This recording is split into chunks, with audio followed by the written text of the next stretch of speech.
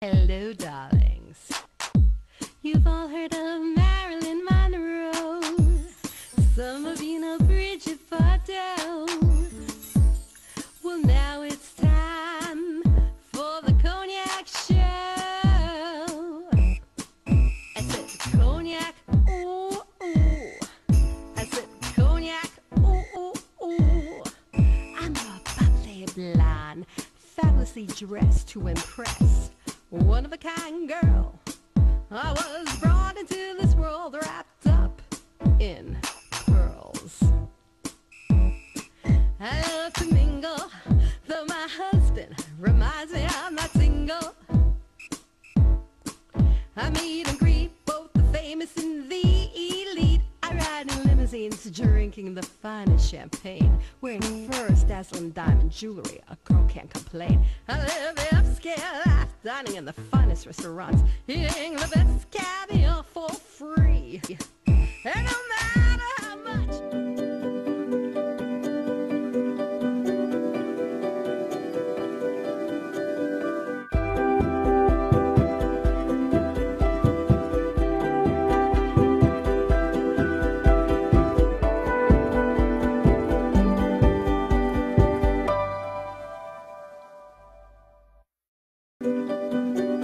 Welcome back, darlings. I'm Cognac Wellerlane, and we are here in Bridgehampton at the RJD Gallery for the Kiss and Tell exhibit.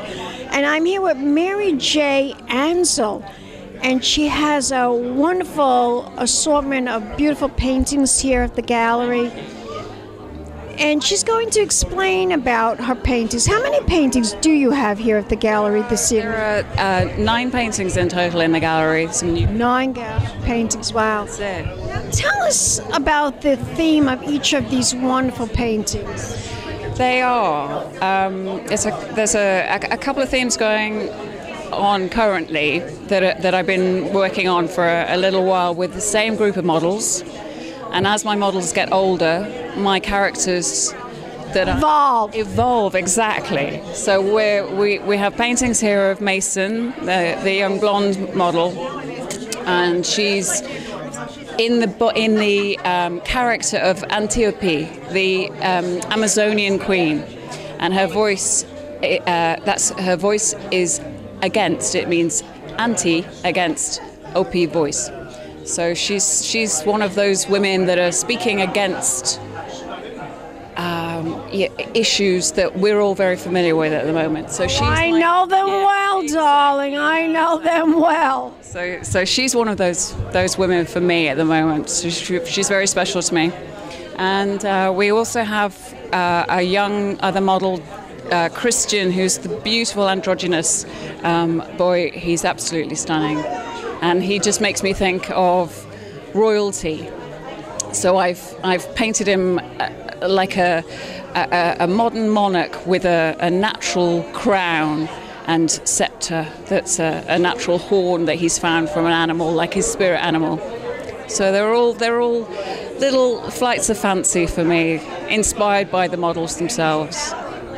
Tell my audience, how did you discover RJD Gallery, or did he discover you? He came to me, yes. Yes, I got a lovely message from Richard.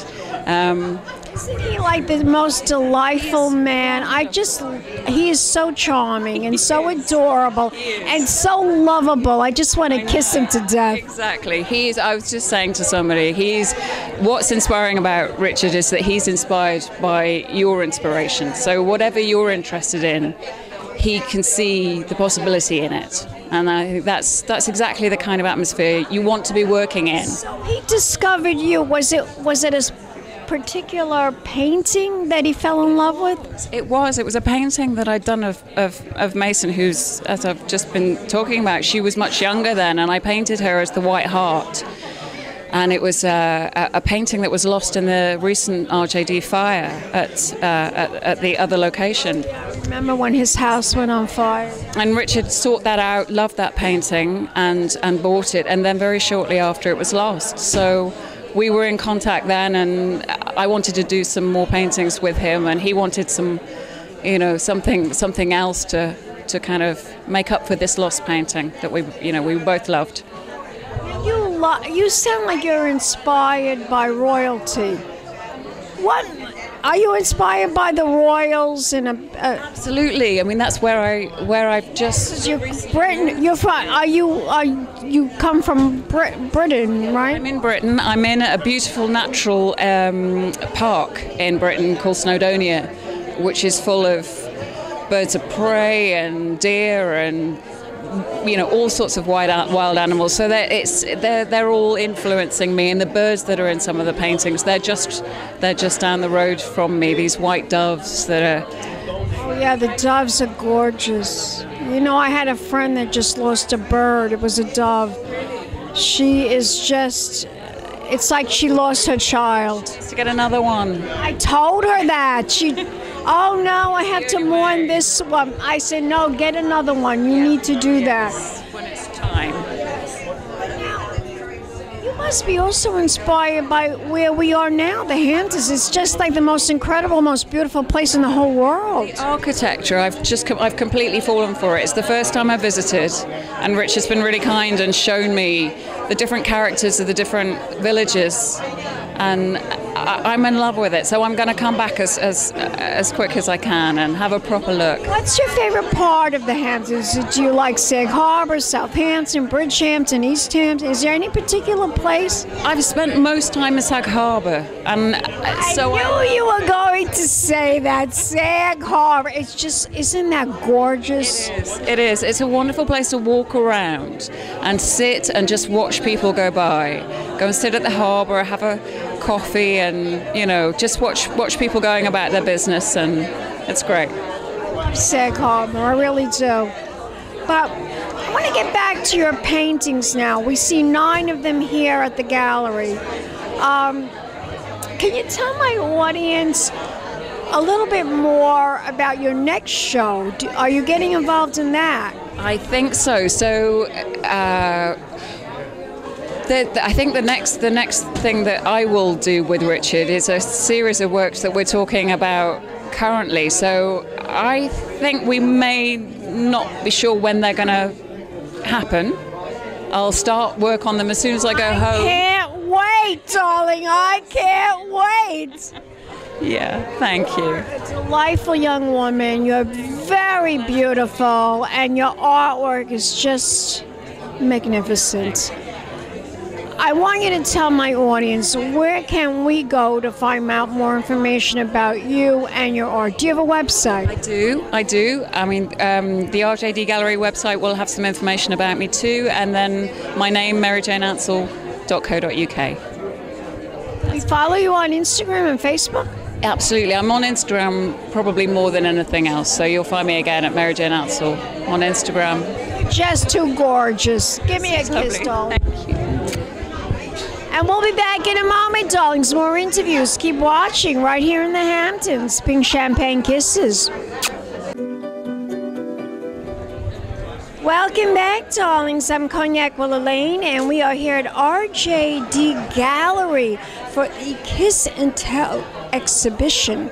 And I'm here with one of the featured artists. She's going to introduce herself to the camera. Hello, my name is Andrea Kowch. Andrea, tell my audience, this is a fabulous gallery. You must be so excited that you're being featured here in this gallery. And of course, tonight we're also being, Cristina Cuomo from Purist magazine is also here, and she loves your work. So tell my audience about your paintings here. What was the inspiration for the paintings that you're featuring here? Well, the paintings here tonight were all inspired, just through my life experiences, memories, and a lot of the surroundings from my home state of Michigan.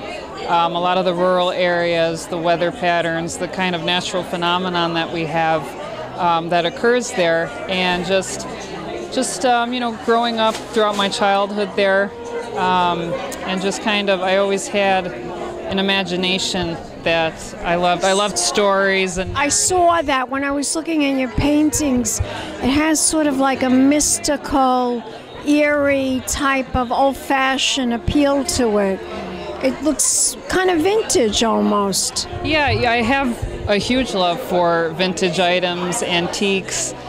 So a lot of that kind of filters through and finds its way into my paintings, and a lot of times I'll find an object that's interesting to me and I'll start to even conjure stories from something as simple as an old object, and from there I'll think of an idea and I start to envision my models in them, who are also friends of mine that I've grown up with, and things just kind of start to take their course from there, and the paintings are born. So. Was it difficult growing up in Michigan? I mean, did you have to... from what I understand, the climate is so dramatic compared to here in New York. I mean, we have dramatic weather here as well, but there you have to deal with tornadoes. Am I right about that? We do, and we don't get them as often as people might think, but there were a few occurrences when I was a child where we did have a summer where, you know, a tornado happened. It wasn't anywhere near I was, but there was always that looming threat in the summertime, early spring, I should say, and you know, there's something about how when the weather changes over a field or one of the Great Lakes that is just, it's always stirred different emotions in me, and there's a mystery about it all that really appeals to me. Yes. I agree with you on that. Now, tell my audience, how many paintings do you have here at the gallery? Well, I've been with RJD Gallery since 2010. I know, I've seen your work here at the gallery. It's amazing. Your work is amazing. Thank you. So it's going on, it'll be 9 years this coming January, and did you sell a lot of paintings here? Everything. Wow, people love your work. And Richard's an expert. He knows all about art. He knows what sells. Yes. What do you think people want when they buy a painting? You know, I think for most people, I mean, obviously I can only speak from how I would feel if I was an art collector, and it's just something that appeals to you emotionally, or sort of reminds you of a time in your life, or something that's kind of deep within you, within your soul, or makes you wonder and think, and something that you can have in your home and come back to time and again and kind of find something new within it, and just something that speaks to you emotionally. So, you know, but in saying that, that's really how I approach my paintings. I take an emotion I'm feeling or a story that's kind of forming in my head, and you know, I try to approach it as honestly as possible with, you know, clothing that I love and put together, and so all that kind of comes together. And I think for artists, when they're approaching their work in a very pure, honest way, it eventually translates through to the viewer and resonates with them. And that's what makes everyone want to buy your painting. Very grateful. You strike a chord. There's something about that painting. I have to have it. There's something that's fulfilling my need, my desire, something that's encouraging me to be a better person. There's something about that art that's making me happy. It's really about art making you happy. There's something about the painting that makes you happy. Right. Don't you agree? I do, and it's, you know, it's like anything, great books, film, it's sort of an escape in a way that lets you kind of spend this time in another world and sort of indulge in your own daydreams or fantasies or whatever it is that you need. Exactly. Do you like film? Are you into film? I love a lot of old film. Me too. Yes. I love old movie stars and the millennials. Well, you're, I think, a millennial. Are you? There's a lot of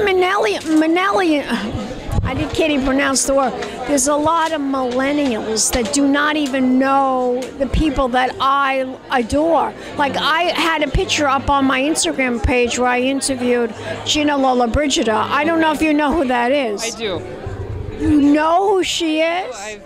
I've always, you know, I've loved the old black and white films and all of the fantastic acting of the time, the great stories that movies told. There was always some sort of lesson or moral that you took away from each one, and just kind of that period is just, I found very inspiring and beautiful.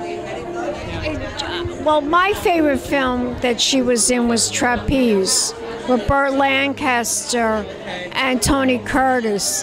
And it's literally two men fighting over Lola, Brigida. But I loved her in the movie. But you know, it's funny, I interviewed her. All she talked about was Anthony Quinn. She didn't talk about anything else about Anthony. So you know she must have had an affair with him. Oh, wow. Interesting. Interesting, right? Yeah. Now, getting back to you as an artist, you must be also inspired by the Hamptons. The Hamptons is so beautiful. Yeah, you know, when I visit here, I'm sure it translates through. I love a lot of the historical architecture here. Sag Harbor in particular, you have a lot of the old captain's row houses. And again, it's really my love of these old historical artifacts. And I kind of like to take that and what I'm feeling as a person in the present and kind of fuse the two together into, you know, something that's universal for people. Well, you do a beautiful job. Your artwork is amazing. Tell my audience, where can we find you? Do you have a website? I do. It's AndreaCoach.com and through Spell it. AndreaKowch.com. And you can also find me through the rjdgallery.com website as well. Can we follow you on Instagram? I don't have an Instagram, actually. Don't? I'm not a huge participant in social media. That's okay, I understand. I do. It's a lot of work. It is, and it tends to be distracting. I do have a Facebook page, however, and that's I think the actual address is facebook.com/Andrea.coach.artist, where I could be found, and Twitter as well. I must tell you, you're very beautiful. And you know who you remind me of? A very young Joan Collins. She had the black hair and the beautiful eyes, the hazel eyes like you. When I interviewed her, that's who you remind me of. A young Joan Collins, gorgeous. Well, Andrea, you're a beautiful artist, and thank you so much for the interview. And we'll be back in a moment with more interviews coming up. Keep watching. Pink Champagne Kisses. Welcome back, darlings. I'm Cognac Wellerlane, and we are here at the RJD Gallery in Bridgehampton, New York, and we're here at the Kiss and Tell exhibit, and I'm here with artist Kris Lewis, and he is a fabulous artist. He's showing quite an array of beautiful paintings. Tell my audience, Kris, how many paintings are you featuring here this evening at the RJD Gallery? Tonight I have 8 paintings. 8 paintings. Can you tell us the inspiration behind these paintings? The inspiration is basically just life in general, my upbringing. There's the figurative subject matter that I work with is what has been my main focus, and it's been the only thing I've been really drawn to in art, besides just the color and the paint and being able to be expressive, is the actual figure, and mainly just emotion, human emotion, and just the subtle intricacies that a person's facial structure makes, and how just someone can tilt their eyelid a little bit. They can, any little bit of musculature moves, and you can totally change somebody's, what they're giving out emotionally. So somebody could just laugh hysterically just because somebody looks a certain way, right? With the way they. Yeah. On television, yeah. I watch actors all the time, and their expressions on their faces. I mean, if you could capture that in art, it would be it's truly amazing how people could just make you laugh, cry. It's just hysterical. I mean, I was watching a TV show the other day. People were making all these funny faces. I was hysterical. And I'm sure you must get that too when you do a painting of somebody. You want to capture that. Yeah. Definitely. And sometimes I'm just inspired by one simple object, and I'll build a whole painting around that one simple object, something that I wanted to paint, just a necklace, something. There's been family mementos where I just wanted to paint a necklace, and I build a painting around it. And sometimes it's more personal, where the story it relates back to my own life, my own upbringing. And other times I like to treat it as like a script, and you're writing something, and the best thing is you want to see how people interpret it. Can you tell my audience, has it been challenging for you to do something like this? Is it difficult to project what you're feeling? Do people see? Like if you paint something and you capture what you think you want people to portray it as, do you think people are really seeing it the way you're seeing it?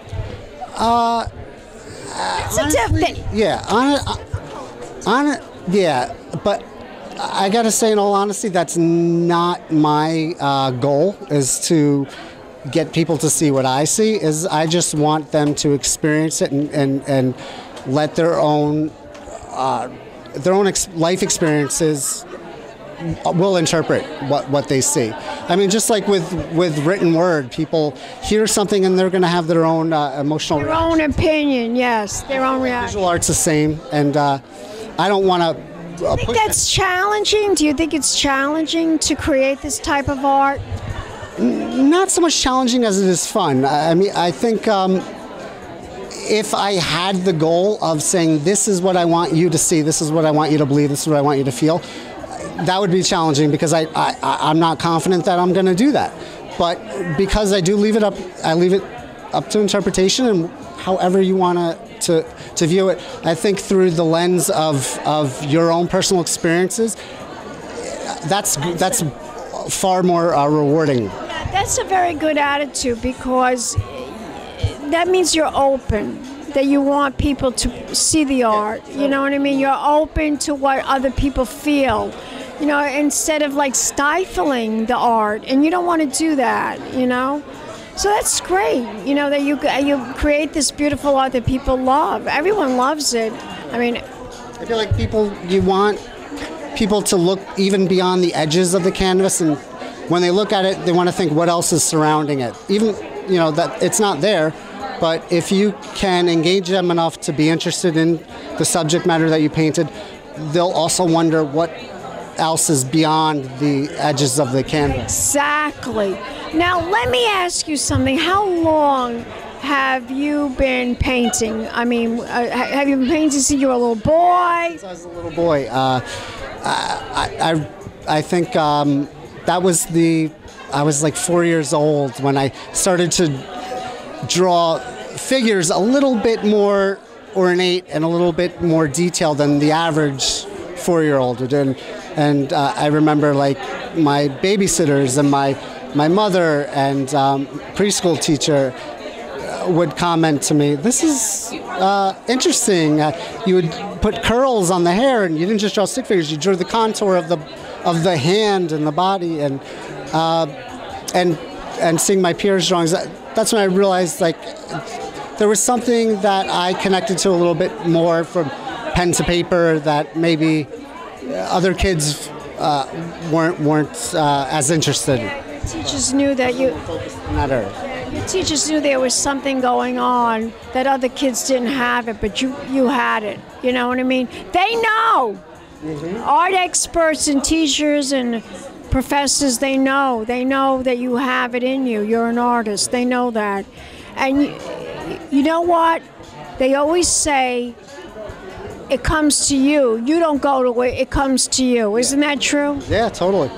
And I think that was the one thing that was always pushed on me as a student growing up. Most of my teachers encouraged that in all classes. They didn't mind so much that I was sketching in my notebook when I was supposed to be taking notes, because that was probably the only thing I was really good at, and everything else I was, it kept me quiet too. So, are you from here? Are you from New York? Or are you from somewhere else? New Jersey. Oh, you're a Jersey boy. Jersey Shore area, yeah. Do you paint the shore a lot? Do you paint the ocean a lot? A nautical element is very heavy in my work. A lot of that has to do with my family came over here after World War II. During World War II, came here. From what country? Latvia. Yeah, and they came over here, and they lived in the right off the Baltic Sea and had a farm on the Baltic Sea, and when the Germans and Russians. Yeah. I could see the German in you. My husband's German. Do you think it's hereditary, this gift of the art that comes to you, comes to us, that creates art? Do you think it's a gift? Do you think it's inherited? Well, I mean, there's many examples of it, so Is there other people in your family that were stricken with? Well, I just mean in general. I mean, like the Wyeth family and the Bruegel. I believe it's hereditary. Yeah, I absolutely. My father was a very good artist, and I have a great uncle from Ireland who was a portrait artist for. It's in your DNA, darling. It's in your DNA. Well, you are a marvelous artist. Your work here at the gallery is just beautiful. I hope you sell a lot of paintings. I hope you sell all the paintings. Yeah, right? Well, you will, because you're in the best gallery in the Hamptons, right here, RJD Gallery, located in Bridgehampton. You know the address, right? Give us the address. The address here? I know we're Bridgehampton Main Street. I don't know the numbers. There's a 2 in there. There's a 3. There's an 8. Just tell everybody to Google it. Yeah, Google it. Or go to the Facebook page, Instagram. Social media representation is all over. So, yeah. Do you have a website? Yeah. What's your website? KrisLewisArt.com. I'm also on Instagram and Facebook. Facebook / Art of Kris Lewis. Art at Kris Lewis. Art of Kris Lewis. Art of Kris. Well, Kris, you are gorgeous. Give me a kiss, darling. Thank you so much. And we'll be back in a moment, darling. So more interviews right here at RJD Gallery in the Hamptons. Keep watching. Peace, champagne, kisses. Hello, darlings. You've all heard of Marilyn Monroe. Some of you know Bridget Bardot. Well, now it's time for the Cognac show. I said Cognac, ooh, ooh. I said Cognac, ooh, ooh, ooh. It's been a Crybaby Productions, darlings.